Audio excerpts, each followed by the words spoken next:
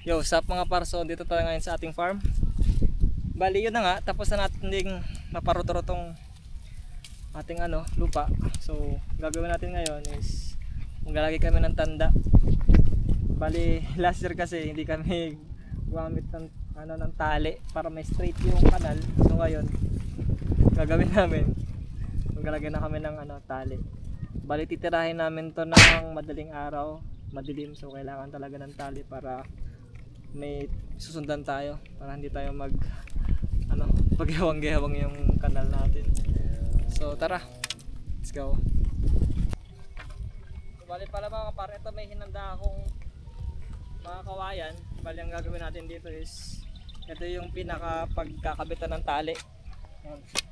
Bali meron tayo ditong palatandaan. Bali 1 metro mahigit to. Ito yung size ng kanal natin. Yan. Yun na nga mga par, bali i-share ko lang tong diskarte namin ngayon. Kasi last year hindi namin to ginawa. And last year kasi talagang nagmamadali na kami dahil September na, andyan na yung ulan. Kaya rin hindi na namin to nagawa. At dahil first timer kami nun, hindi namin to nagawa. Ginagawa namin to mga par para mas maging maganda yung kanal ng ating silihan. So yun, sa mga par, bali ito, nalagyan natin na sila. Ayan.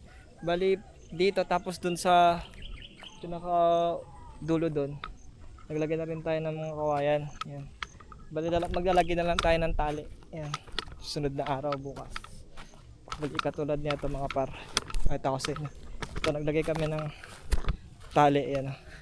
Bali ito yung parang tanda namin, ang kanal. Ayan. So yun, ganda dito. Gagabi na, so uwi na tayo. Let's go.